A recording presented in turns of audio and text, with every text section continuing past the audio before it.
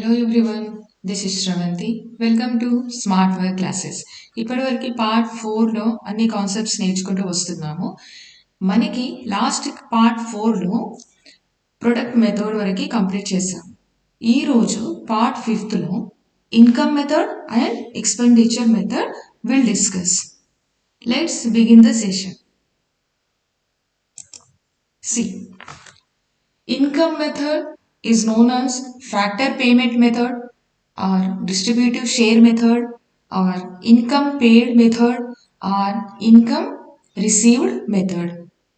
అంటే ఇన్కమ్ మెథడ్ని ఆదాయ మదింపు పద్ధతి అంటారు. ఆదాయ మదింపు పద్ధతి అంటారు. సి మనకి ఫస్ట్ క్లాస్లో ఫ్యాక్టర్స్ ఆఫ్ ప్రొడక్షన్ అంటే ఏంటి? Land, labour, capital, entrepreneurship.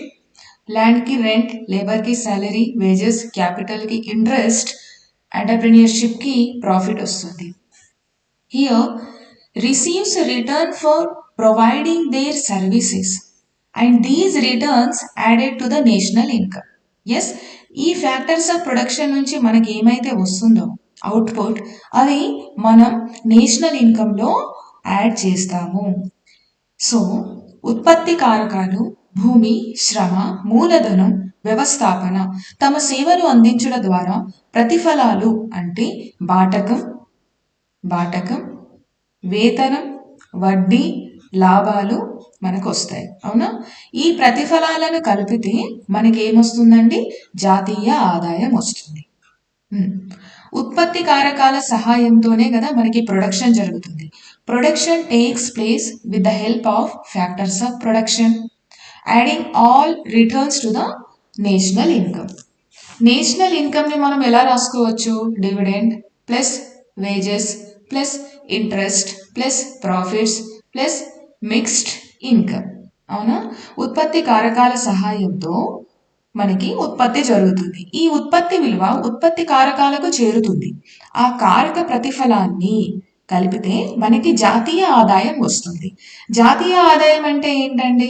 బాటకం, వేతనం, వడ్డీ, లాభాలు, మిశ్రమ ఆదాయం, వీటన్నింటిని కలిపితే మనకి జాతీయ ఆదాయం వస్తుంది అని ఈ ఇన్కమ్ మెథడ్లో చెప్తున్నాం మనం.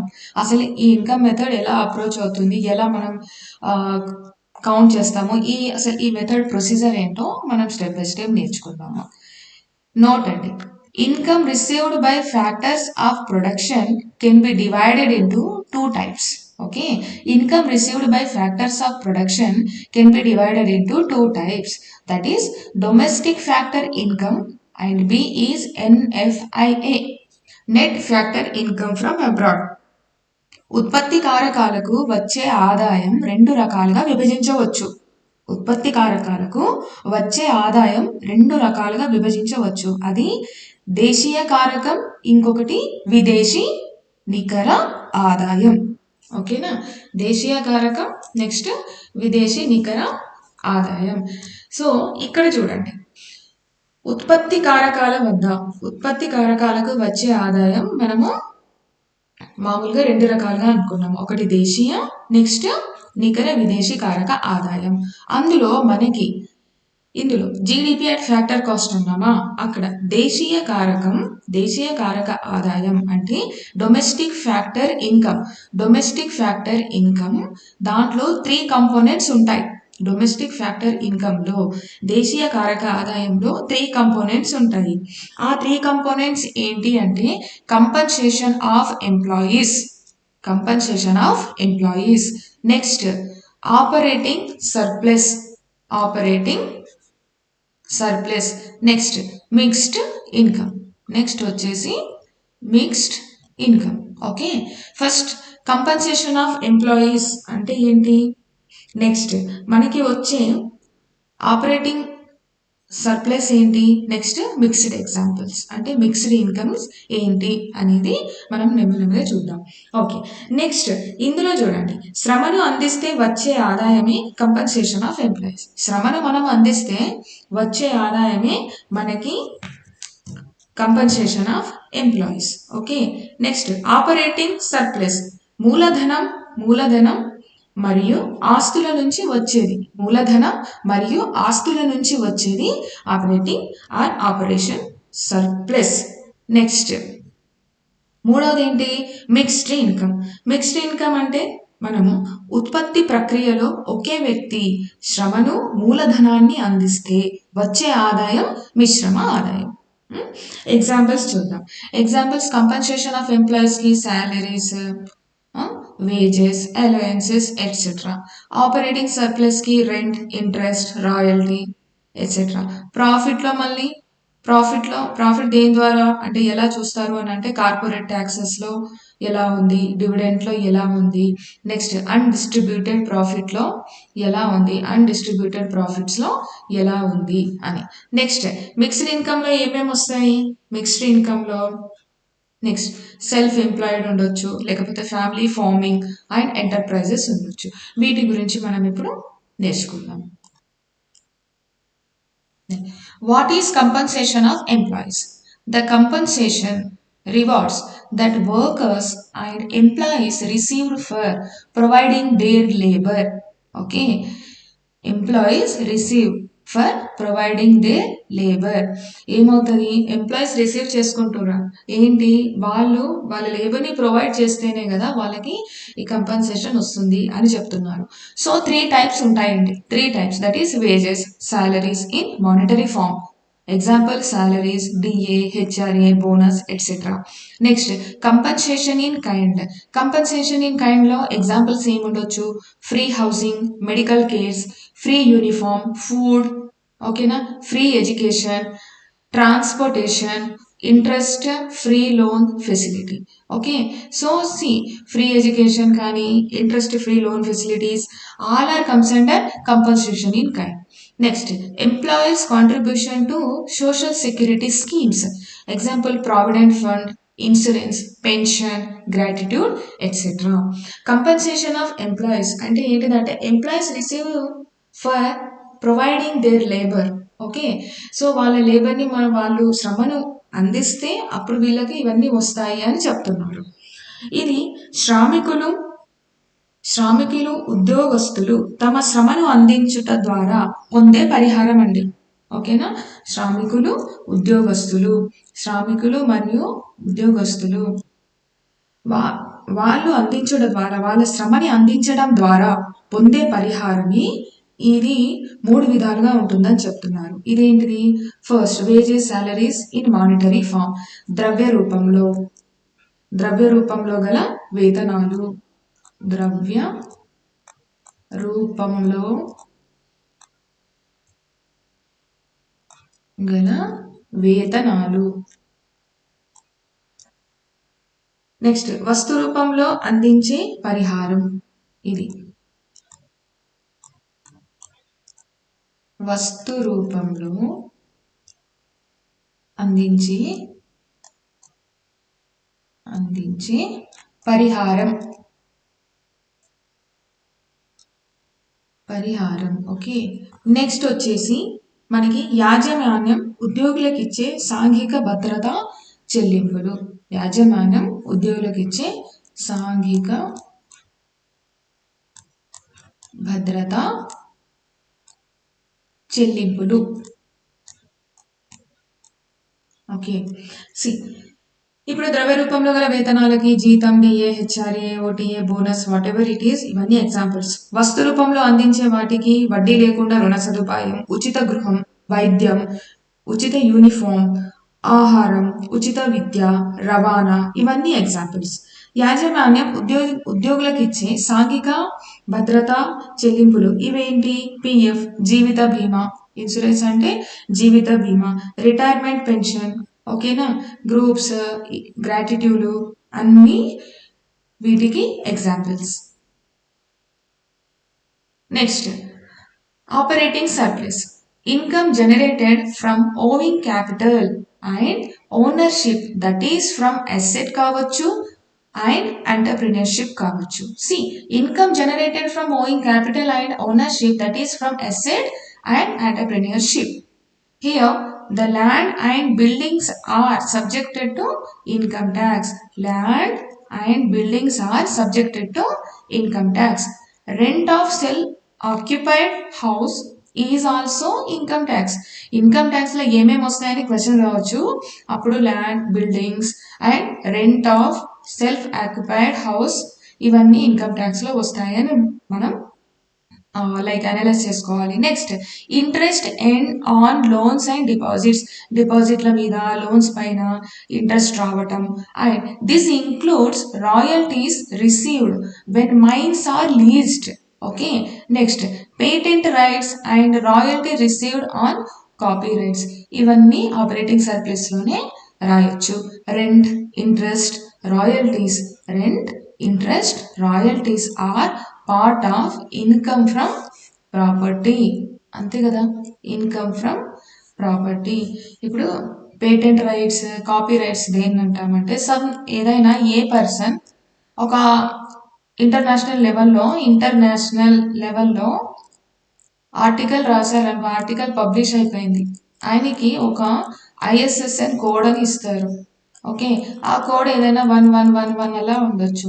దీనిని బి అనే person without his permission, it means without a permission, ఆయన ఈ బి ఆయన సంథింగ్ రీసెర్చ్ ఆర్టికల్లో ఉన్న వాల్యూస్ కానీ what ever it is without his permission ఆయన ప్రాక్టీస్ కానీ ప్రాక్టికల్లో కానీ యూజ్ చేయకూడదు. ఇది ఇలా కాపీ రైట్స్, పేటెంట్ హక్కులు అని అంటారన్నమాట. ఇవన్నీ పేటెంట్ రైట్స్, కాపీ రైట్స్ ఇవన్నీ ఎందులో వస్తాయనంటే మనకి ఇంటలెక్చువల్ ప్రాపర్టీ రైట్స్ అని ఒక టాపిక్ ఉంటుంది, దాంట్లో వస్తుంది.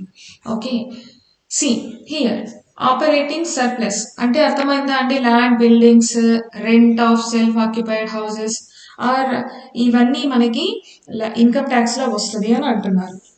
తెలుగులో చూడండి, మూలధనాన్ని, యాజమాన్యాన్ని కలిగి ఉండటం వల్ల వచ్చే ఆదాయమే ఆపరేటింగ్ సర్ప్లస్.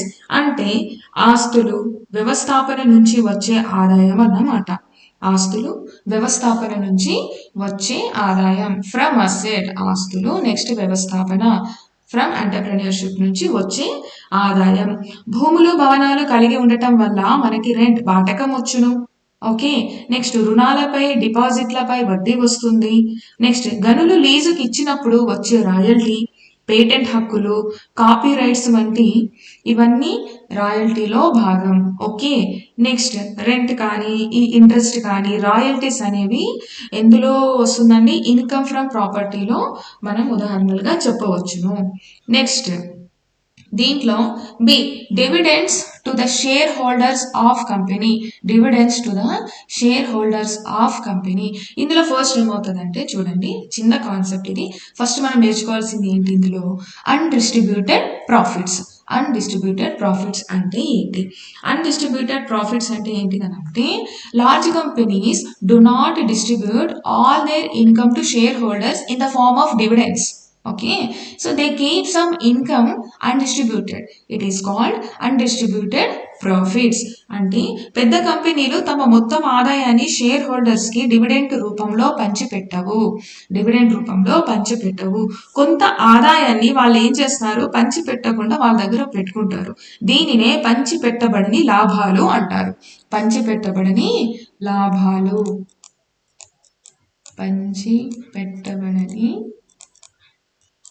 పంచిపెట్టబడని లాభాలు అంటారు. ఈ పంచిపెట్టబడిన లాభాలలో కొంత భాగం మనకేమవుతుంది? కొంత భాగం కార్పొరేట్ ట్యాక్స్ గాను, ఇంకొంత భాగం కార్పొరేట్ సేవింగ్ గాను ఉంటుంది. Okay, some of these undistributed profits are called corporate profit tax or some called as what ma? Corporate savings. So dividends, undistributed profits and corporate tax are the example of income from entrepreneurship. Okay, see, ఈ పంచిపెట్టని భాగాలలో కొంత భాగం corporate కి, కొంత భాగం corporate saving కి గాను ఉంటుంది. అయితే అంటే ఏంటి ఇందులో? Dividends, undistributed profits, corporate tax అనేవి ఇన్కమ్ ఫ్రమ్ ఎంటర్ప్రెన్యూర్షిప్ గా మనము చెప్తాము. Okay, next mixed income. Mixed income అంటే మిక్స్డ్ ఇన్కమ్ ఉత్పత్తి ప్రక్రియలో ఉత్పత్తి మిశ్రమ ఆదాయం అంటాం. దీన్ని మిశ్రమ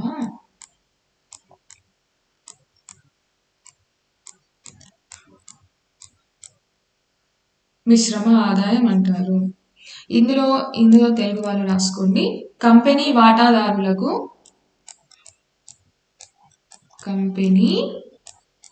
వాటాదారులకు పంచే dividends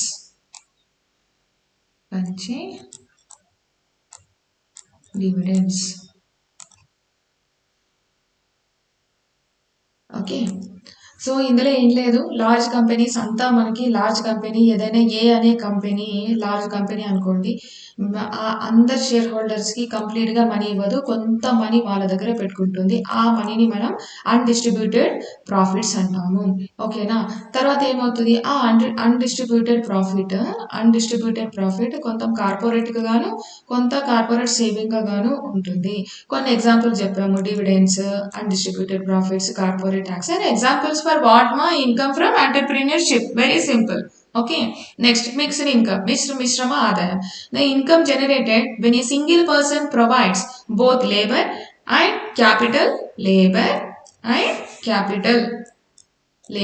capital in the production process is known as mixed income. ఉత్పత్తి ప్రక్రియలో ఒకే వ్యక్తి శ్రమను కానీ మూలధనాన్ని కానీ అందిస్తే వచ్చేదే మనకి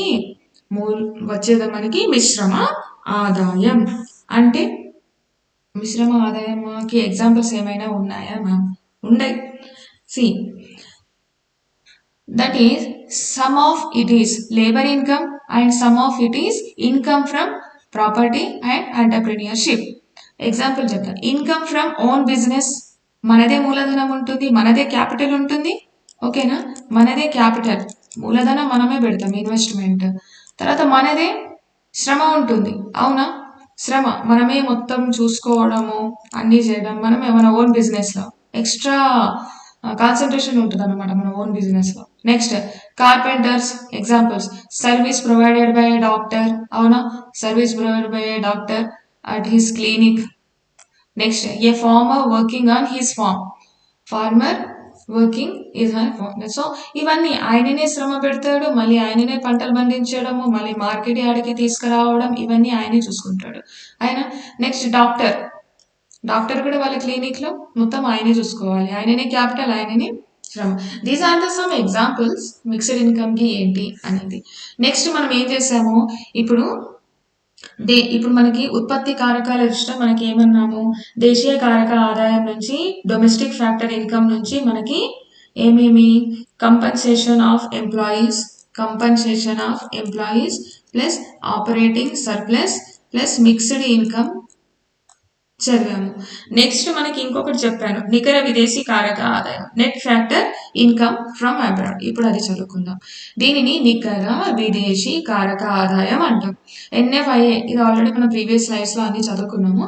income received from abroad for providing factors అంటే మనకు తెలుసు. Income received from abroad for providing factors, that is are minus in the country's territory payment for factors provided by foreigners. Okay, payment factors provided by foreigners, దీన్ని P అంటాం. Okay, దీనిని NFIA. కారకాలను అందించినందుకు విదేశాల నుంచి పొందిన ఆదాయం నుంచి దేశ భూభాగంలో విదేశీస్తులు అందించిన కారక సేవకులకు చెల్లించే చెల్లింపులు అన్నమాట. ఓకే, సో ఇది మనకి మొత్తం NFIA. ఫైనల్లీ మనం దీన్ని ఎలా రాసుకోవచ్చు, ఇన్కమ్ మెథడ్లో compensation of employees, operating surplus, mixed income plus NFIA. దేశీయ కారక ఆదాయాన్ని నికర విదేశీ కారక ఆదాయంతో యాడ్ చేస్తే ప్లస్ చేస్తే మనకు వచ్చేది ఇన్కమ్ మెథడ్. ఓకే, మనము షార్ట్ నోట్స్లో చేస్తున్నప్పుడు ఇది గుర్తుపెట్టుకోవాలి, COM, OS, mixed income, NFIA ఇవన్నీ వస్తేనే మనకి ఇన్కమ్ మెథడ్ అని చెప్పొచ్చు. దేశీయ కారకం ఉంటుంది, నికర విదేశీ కారకం, ఇవన్నీ కలిపితేనే మనకి ఇది వస్తుంది అనేది. See net factor income from abroad, the factor income from abroad. Okay, factor income from abroad, factor income to abroad, ఇది ఇంపార్టెంట్, గుర్తుపెట్టుకోండి. Okay, next example, items included in income method. Method. ఏం ఇంక్లూడ్ చేస్తాం, ఏమి exclude, ఏం include చెయ్యము. ఓకేనా. So commission charge by broken even second hand goods. ఓకేనా. Next ఏంటిది, సెల్ఫ్ కన్జంప్షన్. సెల్ఫ్ కన్జంప్షన్ స్వయం వినియోగ విలువను మనం కలుపుతాము. ఓకేనా. Next not include, not include windfall gain taxes. ఓకేనా. విండ్ఫాల్ గెయిన్ ట్యాక్సెస్, దీనిని గాలివాటు లాభాలు అంటారు. గాలివాటు లాభాలు జాతీయ ఆదాయ గణలోకి మనము చేర్చరాదు. అంటే ఏంటిది, ఇది ఎట్లా అంటే లాటరీస్ ద్వారా, ఓకేనా, లాటరీల ద్వారా లైక్ ప్రైజెస్ ద్వారా వచ్చిన ఆదాయం మనము ఇవన్నీ చేర్చకూడదు వీటిని. Okay. Next death duty, inheritance tax, transfer receipts బదిలీ చెల్లింపులు చేర్చకూడదు. Income from sale of second hand goods ఇవి చేర్చకూడదు. Income from sale of shares, bonds, debentures etcetera ఇవన్నీ కూడా చేర్చకూడదు, మినహాయించబడాలి. ఇవి మినహాయించబడాలి ఫ్రమ్ ఇన్కమ్ మెథడ్. ఇందులో ఏం యాడ్ చేయాలనేవి మీరు చూసుకోండి, ఒకసారి రివిజన్ చేయండి. ఓకే. సో ఒకసారి ఇంకోసారి చూడండి. ఇది ఇన్కమ్ మెథడ్ని factor payment income, factor payment method అని, డిస్ట్రిబ్యూటివ్ షేర్ మెథడ్ అని ఇవన్నీ చూస్తాము.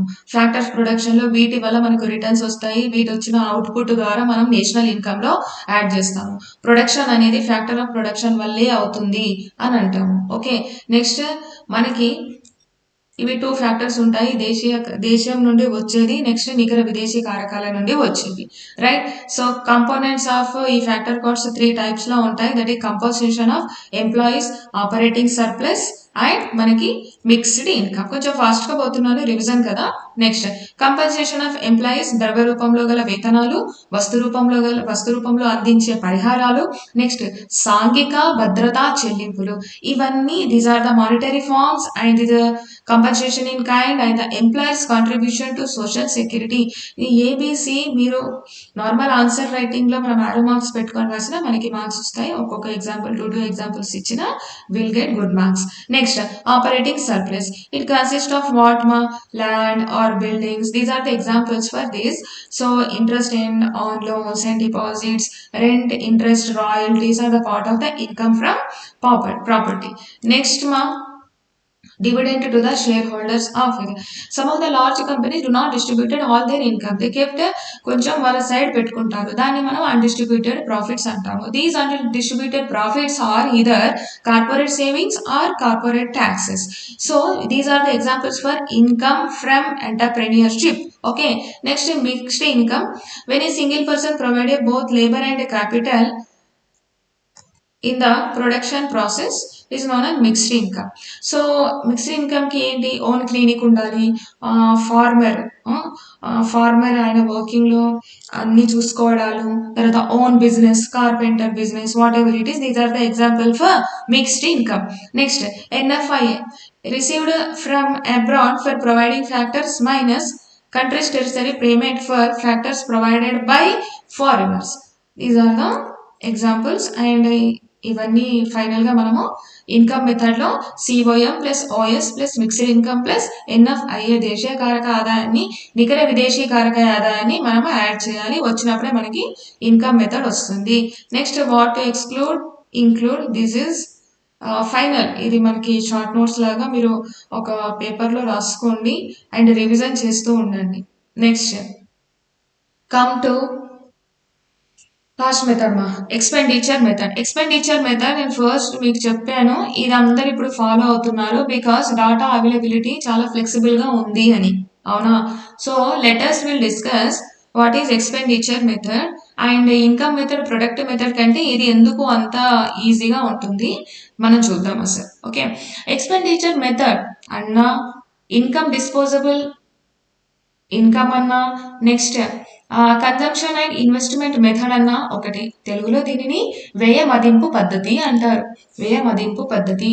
See here the GDP can be obtained by, ఇది ఎట్లా వస్తుంది జీడిపి మనకి, అబ్టైన్డ్ బై యాక్చువల్ గా మనకి ఏం క్యాలిక్యులేటింగ్ చేస్తే calculating the final expenditure in the country. అవునా, అంతిమ వస్తు సేవల విలువనే మనం చూసుకుంటాం కదా, అంతిమ వస్తు సేవలనే మనం చూసుకుంటాము.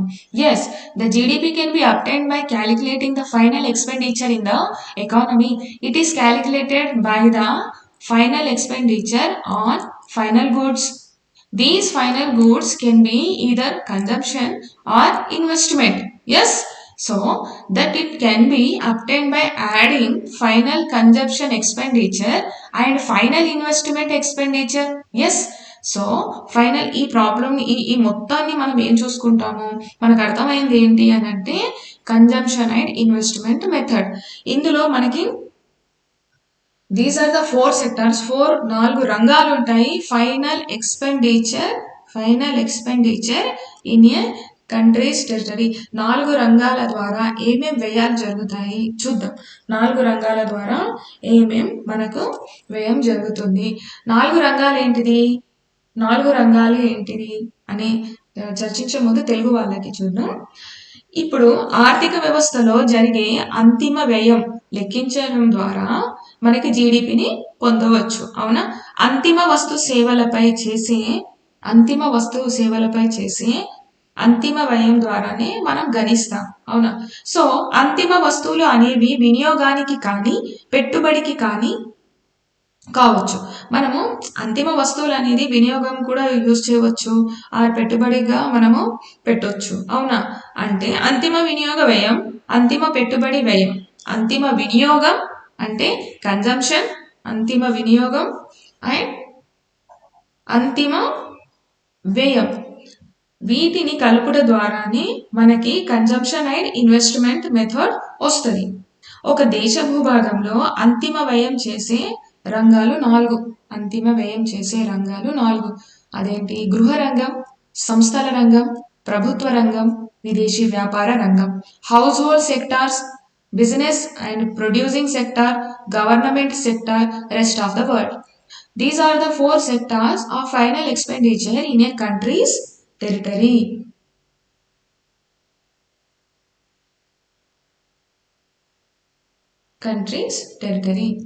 ఓకే, ఇక్కడ అంతిమ వస్తు సేవలపై ఈ 4 రంగాలు చేసే వ్యయం ఇలా ఉంటుంది. ఓకేనా, అంతిమ వస్తు సేవలపై ఈ 4 రంగాలు చేసే వ్యయం ఎలా ఉంటుంది. ఫస్ట్ సి అంటే పర్సనల్ కన్జంప్షన్ ఎక్స్పెండిచర్, అంటే వినియోగ వ్యయం.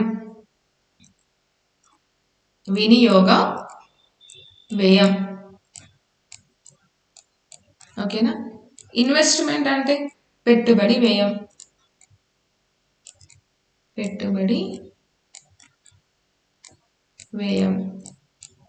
నెక్స్ట్ ప్రభుత్వ వ్యయం. నెక్స్ట్ ఎగుమతులు, దిగుమతులు అంటే నికర ఎగుమతులు. ఓకే, నికర ఎగుమతులు. ఇప్పుడు ఒక్కొక్కటి చూద్దాం. సి అంటే ఏంటి, ఐ అంటే ఏంటి, జి అంటే ఏంటి, ఎక్స్ మైనస్ ఎం అంటే వినియోగ వ్యయం, పెట్టుబడి వ్యయం, ప్రభుత్వ వ్యయం. నెక్స్ట్ నికర ఎగుమతులు అంటే ఏంటి చూద్దాం. See here the goods and services of the foreign trade sector by these 4 sectors follows. What is consumption, investment, government expenditure, export and import. అంటే అంతిమ వస్తు సేవలపై ఈ 4 రంగాలు చేసే వ్యయం ఈ విధంగా ఉంటాయి. గృహ రంగం, సంస్థలు, ప్రభుత్వ రంగం, ఇతర ప్రపంచ రంగం ఏంటిది, అది ఒక దేశ భూభాగంలో అంతిమ వ్యయం చేసే రంగాలు 4 ఉంటాయి. ఒక దేశ భూభాగంలో అవి. ఓకేనా, ఇవి ఏంటి, అంతిమ వస్తు సేవలపై ఈ 4 రంగాలు చేసే వ్యయం ఈ విధంగా ఉంటుంది. ఎలా ఉంటుంది చూద్దాం. Okay, consumption expenditure method. This includes expenditure on consumer goods and services by household sector and by non-profit charitable organization. Okay, ఇక్కడ వినియోగ వస్తువులు, సేవలపై గృహ రంగం, లాభ ఉద్దేశం లేని స్వచ్ఛంద సంస్థలు చేసే వ్యయం దీనిలో భాగాలు.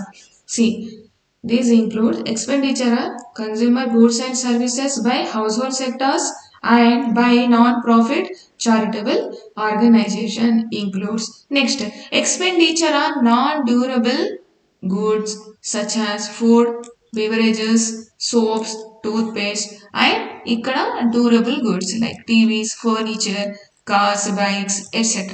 Expenditure on services such as transport and medical services.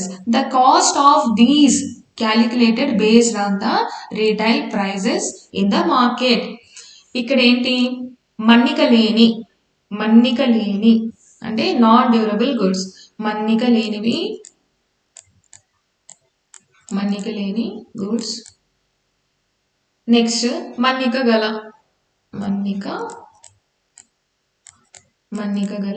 వస్తువులు.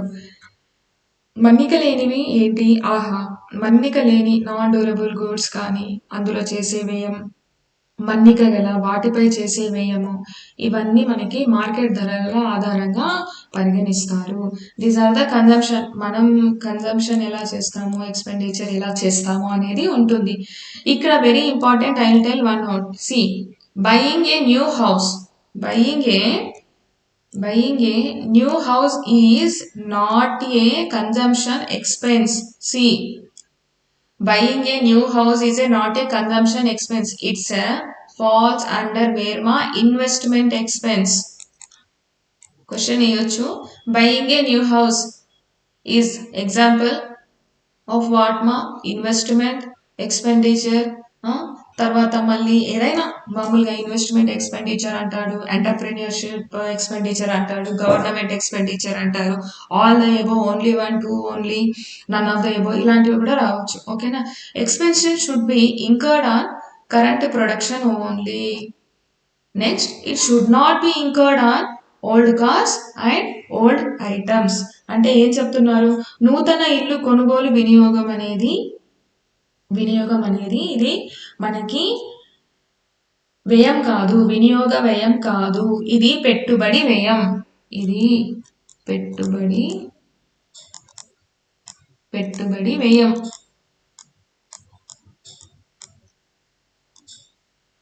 నాట్ వినియోగ వ్యయం. ఓకే, వినియోగ వ్యయం. ఇలాంటి చిన్న చిన్న మిస్టేక్స్ తోనే మార్క్స్ పోతాయి. Very important. Buying a new house అనేది వినియోగ వ్యయం కాదు, ఇది పెట్టుబడి. వినియోగ వ్యయం కాదు, కన్ఫ్యూజ్ కావద్దు, ఇది పెట్టుబడి వ్యయం. ఓకే, నెక్స్ట్ హియర్ ప్రస్తుత ఉత్పత్తిపై వ్యయమే తీసుకోవాలి. ఓకేనా? ఏమంటారు ఇక్కడ? ప్రస్తుత ఉత్పత్తిపైనే వ్యయం తీసుకోవాలి. నెక్స్ట్, పాత వస్తువులపై వ్యయం తీసుకోకూడదు. పాత వస్తువులపై వ్యయం తీసుకోకూడదు. ఓకే, సో ప్రస్తుత ఉత్పత్తిపై వ్యయం కలపాలి, కానీ పాత ఓల్డ్ ఐటమ్స్ మీద it should not be incurred on old cars and old items. ఠీకే. నెక్స్ట్, సెల్ఫ్ కన్జంప్షన్ ఏంటిది? సెల్ఫ్ కన్జంప్షన్ కూడా వినియోగంలోనే భాగమే. ఓకేనా? Self consumption kept by the producers for himself, so it's a part of consumption expenditure. ఓకేనా? It's a part of the consumption expenditure, not investment expense. See, next, imputed rent on self-occupied houses are part of the consumption expenditure. Okay, so ఇది consumption expenditure. Okay, next, ఇది చూసుకోండి. Buying a new house అనేది consumption of expenditure కాదు, it's a investment expense. అందుకే note అని పెట్టి చెప్పాను. Next, investment cost అంటే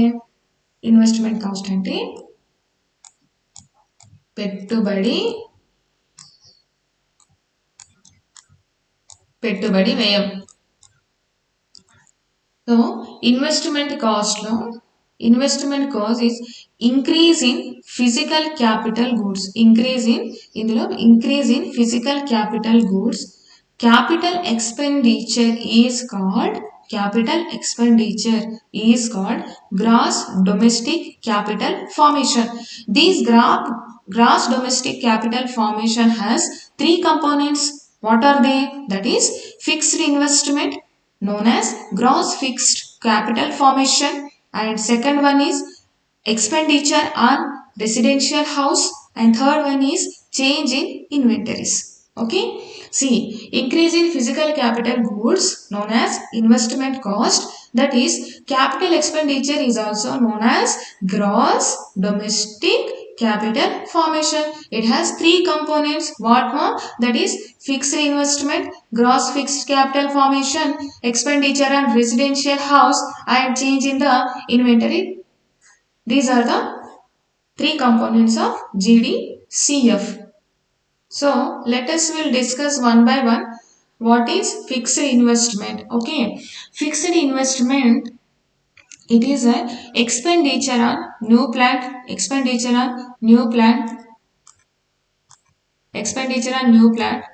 machinery, equipment, factories, transportation, equipment, construction works, examples dams, telephone lines. These are the examples, some of the examples for fixed investment. స్థిర పెట్టుబడి are స్థూల స్థిర మూలధన కల్పన, నూతన ప్లాంట్స్లు, యంత్రాలు, equipments, factories, రవాణా equipments, నిర్మాణ constructions, what ever it is, నిర్మాణ పనులు, దాంట్లో డ్యామ్స్, టెలిఫోన్స్ లైనవి మొదలగు వీటిపైన ఏమైతే మనం వ్యయం చేస్తామో, ఏమైతే ఖర్చు చేస్తామో వాటిని మనం ఫిక్స్డ్ ఇన్వెస్ట్మెంట్ అని అంటాము. ఓకే, నెక్స్ట్ వన్ వచ్చేసి మనకి expenditure on residential house.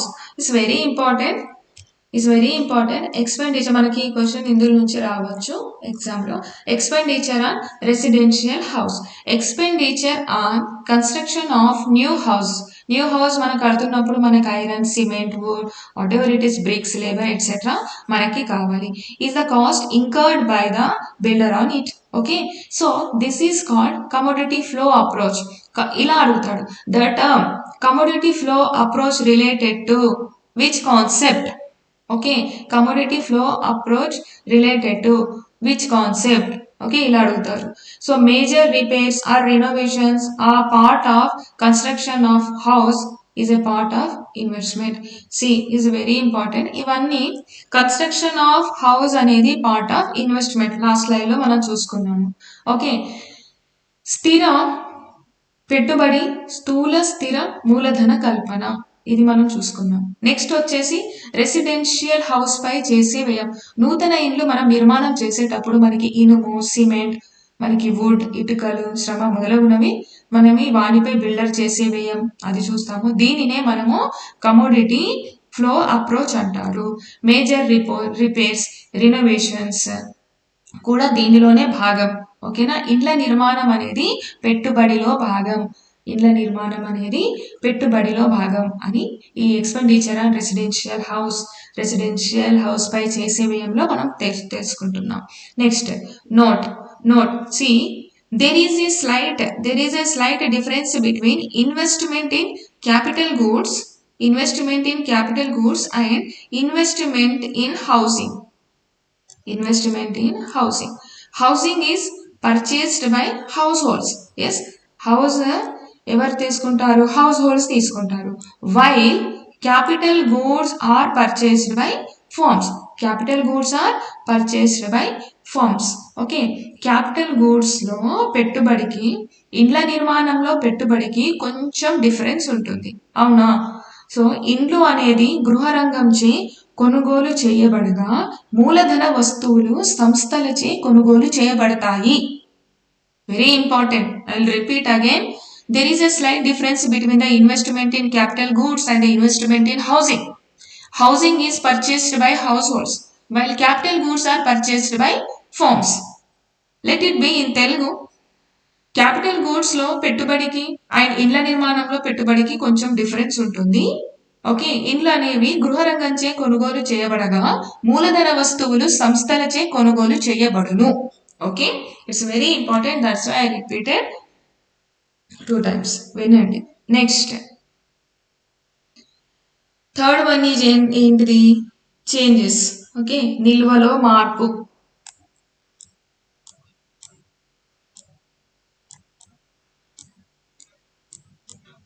నిల్వలో మార్పు, inventories. Okay, inventories of raw materials, semi finished goods, final goods. Okay, final goods ఇవి అన్నీ ఏంటి? These are the examples. Final goods, ఓకేనా, awaiting sale etcetera. These are the examples for inventories. These changes in these inventories taken as capital expenditure. ఓకేనా, ఇందులో ఏంటి మనకి? ముడి సరుకు, సగం తయారైన వస్తువులు, తర్వాత అమ్మకానికి సిద్ధంగా ఉన్న అంతిమ వస్తువులు మొదలగునవి ఇన్వెంటరీలు. ఈ ఇన్వెంటరీలలో వచ్చే మార్పుని మనం పెట్టుబడి వ్యయంగా తీసుకుంటాము. అందుకే change in stock equals to closing stock minus opening stock. ఓకేనా, inventories of raw materials, semi finished goods, final goods awaiting sales, etc. This change in these inventories taken as capital expenditure, and formula is change in the stock equals to closing minus opening stock. ठीक है, next प्रभुत्व व्यय.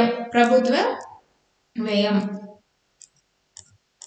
प्रभुत्व व्यय, ప్రభుత్వ వ్యయం ఏముంటుంది? Government expenditure or government final consumption expenditure.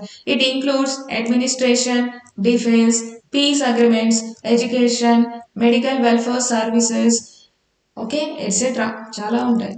So since the government expenditure does not produce goods that can sold in the market. Okay, that can, government expenditure does not produce any goods that can sold in the market, so these do not have a market price. Okay, do not have a goods ని మనం produce చేయనప్పుడు ఇంకా మనకి market prices అవన్నీ ఎలా వస్తాయి? Next, the government expenditure is the sum of the expenditure incurred by the government on employees to provide government services and expenditure incurred by government on goods while providing services. అంటే ఏంటి? Example అంటే ఏంటిది? ఇప్పుడు మనం first ఇందులోకి వెళ్దాం. Okay, దీనిని ప్రభుత్వ అంతిమ వినియోగ వ్యయం అంటారు.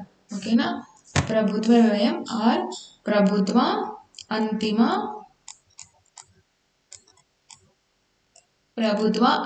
వినియోగం, అంతిమ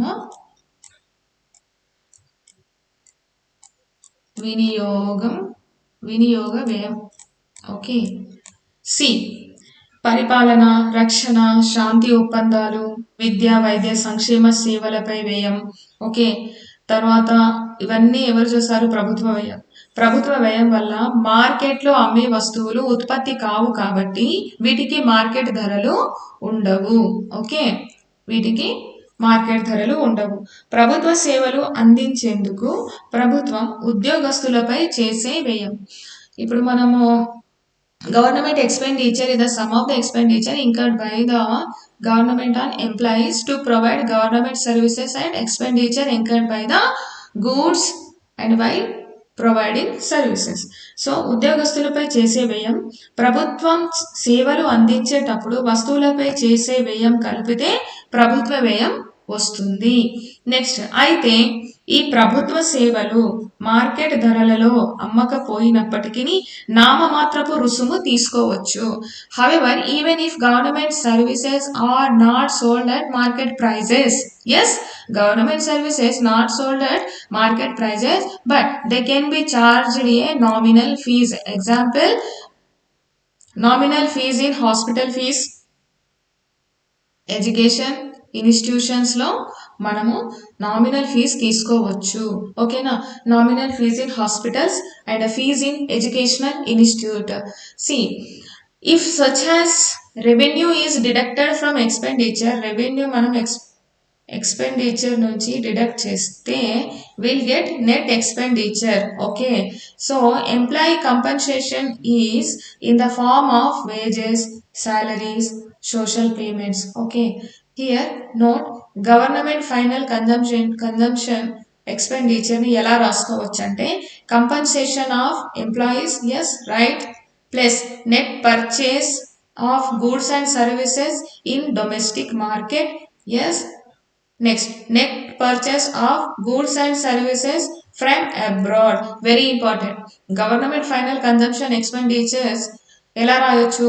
compensation of employees plus net purchase of goods and services in domestic market plus net purchase goods and services from abroad. Purchase అనే వాల్యూ వస్తుంది కదా, కన్ఫ్యూజ్ ఉండకుండా.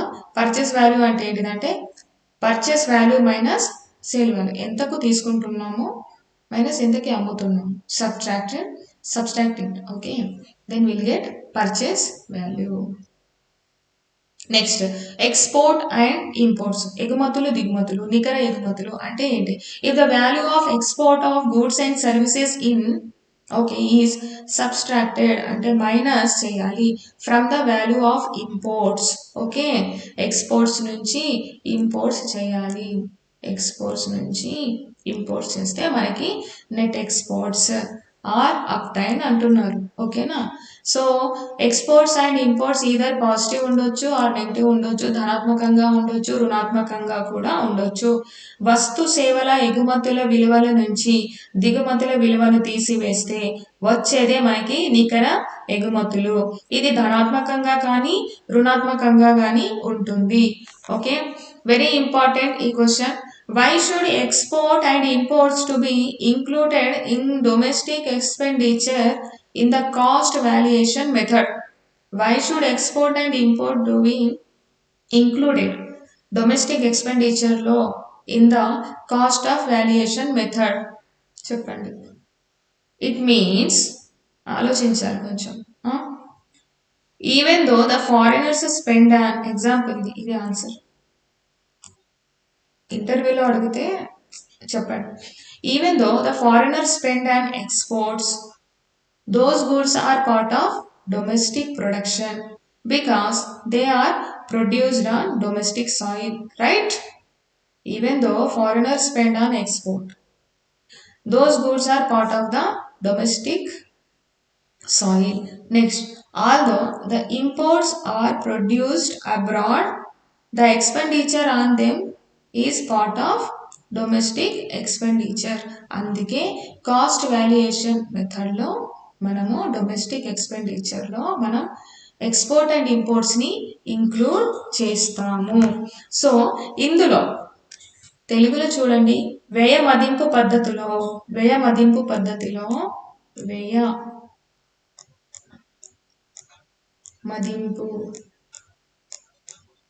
పద్ధతిలో మనము ఎక్స్పోర్ట్స్ నెక్స్ట్ ఇంపోర్ట్స్ని దేశీయ వ్యయంలో ఎందుకు తీసుకోవాలి? దేశీయ వ్యయంలో ఎందుకు తీసుకోవాలి?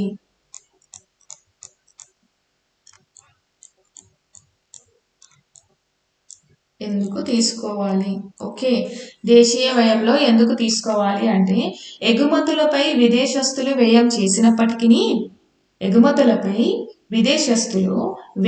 చేసినప్పటికీ ఆ వస్తువులు దేశీయ భూభాగంలో ఉత్పత్తి కాబడినవి కాబట్టి అవి దేశీయ ఉత్పత్తిలో భాగం. Very important. ఎగుమతులపై విదేశస్తులు వ్యయం చేస్తారు కానీ ఆ వస్తువులు ఏంటి? దేశీయ భూభాగంలో, దేశీయ అంటే డొమెస్టిక్ సాయిల్లో, దేశీయ భూభాగంలో ఉత్పత్తి కాబడాయి కాబట్టి దీనిని దేశీయ ఉత్పత్తిలో భాగంగా తీసుకుంటాము. దిగుమతులు అనేవి విదేశాలలో ఉత్పత్తి కాబడినప్పటికీ వానిపై చేసే వ్యయం అంటే ఎక్స్పెండిచర్ అనేవి దేశీయ వినియోగ పెట్టుబడి వ్యయంలో భాగం. ఓకే, దిగుమతులు అనేవి విదేశాలలో ఉత్పత్తి చేసినప్పటికీ వానిపై చేసే వ్యయం దేశీయ వినియోగ పెట్టుబడి వ్యయంలో భాగం. అందుకని మనం దేశీయ వ్యయంలో తీసుకుంటాము. It's very important. దేశీయ వ్యయంలో తీసుకుంటాము. ఏంటి ఈ మనకి ఎక్స్పెండిచర్ మెథడ్లో మినహాయించబడేవి ఏం యాడ్ చేస్తాము, ఏం మినహాయించబడతాయి? పర్సన్ కన్జంప్షన్ అంటే Personal consumption expenditure of households we can include. Next, domestic investment business on capital goods, yes we can include. Net foreign investment include. Government purchases, okay. Next, what to not include? Transfer payments. Next, second hand goods, semi finished goods, imputed expenditure like purchase or construction of residential buildings. Next, purchase of shares and bonds. Very important, very important. So మనం ఏంటిది, వ్యయ మదింపు పద్ధతిలో కొన్ని జాగ్రత్తలు కూడా తీసుకోవాలి. అంతిమ వస్తువులన్నింటినీ కలపాలి. మధ్యంతర వస్తువులని వ్యయం లెక్కించరాదు. సెకండ్ హ్యాండ్ గూడ్స్ పై చేసే వ్యయం కూడా లెక్కించరాదు. షేర్స్ బాండ్స్ పై చేసే వ్యయం లెక్కించరాదు. బదిలీ చెల్లింపులు ట్రాన్స్ఫర్ పేమెంట్స్ పై వ్యయం లెక్కించరాదు. Okay, so these are the examples which is like మనం not included in expenditure method. Very important session, income method and expenditure method. Okay, so ఇవన్నీ మీరు రివైజ్ చేస్తూ ఉండాలి. Okay, next C role of measuring national income. Important ఏంటి అసలు, what is the role of measuring national income? అసలు ఏంటి ఆ role, what is the important role? ఓకేనా, very important. Quantities, okay, quantifies economic growth, tells about exact situation of economy. Okay, next, it helps to understand and the potential economy. Next, it helps to take steps to reduce the inequalities. And forecast tax revenue, it helps to the corporate sector in the planning, given an idea about inflation and deflation, and it helps the compare standard of living in the different side and the different countries of people living in the same country. Very important అండి. అసలు ఇన్ఈక్వాలిటీస్లో మనము అసమానతలలో ఎలా ఉన్నాము, మనం ఎంత పొటెన్షియల్గా మన production జరుగుతుంది, next అసలు ఎగ్జాక్ట్ సిచ్యువేషన్ ఏంటి మన గ్రోత్ సెక్టార్లో, నెక్స్ట్ హౌ టు రెడ్యూస్ అసమానతలు, ఎలాంటి మన అసమానతలను ఎలా తగ్గించాలి, ఏం స్టెప్స్ తీసుకుంటే మన అసమానతలు తగ్గుతాయి, నెక్స్ట్ ట్యాక్స్ రెవెన్యూ ఎలా ఉంటాయి, నెక్స్ట్ కార్పొరేట్ సెక్టార్లో మనం ఏ ప్లేస్లో ఉన్నాం, next it's given idea about the inflation, ద్రవ్యోల్బణం మన దేశంలో ఎలా ఉంది, ఓకేనా, డిఫ్లేషన్ ఎలా ఉంది, నెక్స్ట్ ఇవన్నీ కంపేర్ చేస్తాము డిఫరెంట్ కంట్రీస్తో. ఓకేనా, డిఫరెంట్ కంట్రీస్తో మనం కంపేర్ చేయడానికి నేషనల్ ఇన్కమ్ అనేది చాలా ఇంపార్టెంట్ రోల్ ప్లే చేస్తుంది.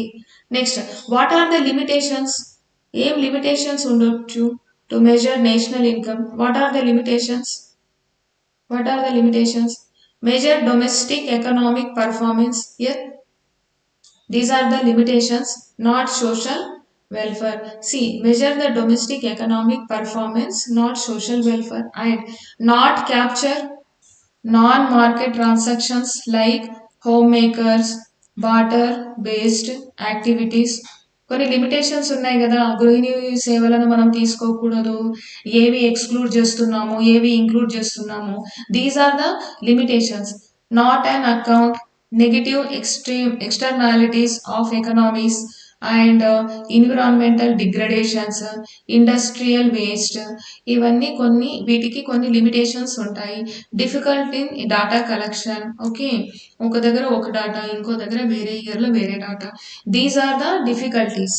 ఓకేనా, అకౌంట్స్లో కానీ, నెగిటివ్ ఎక్స్టర్నాలిటీస్లో కానీ, ఎన్విరాన్మెంటల్ డిగ్రేడేషన్లో కానీ, ఇండస్ట్రియల్ వేస్ట్లో కానీ, ఇవన్నీ non market transactions like home makers, barter based యాక్టివిటీస్లో కానీ కొన్ని లిమిటేషన్స్ ఉంటాయి. Okay, so thank you. Very important session మనకి జరిగిన దాంట్లో ఇన్కమ్ అండ్ మన ఎక్స్పెండిచర్ అండ్ ప్రొడక్షన్ డైరెక్ట్గా మనకి మెయిన్స్ క్వశ్చన్ రావచ్చు. Thank you.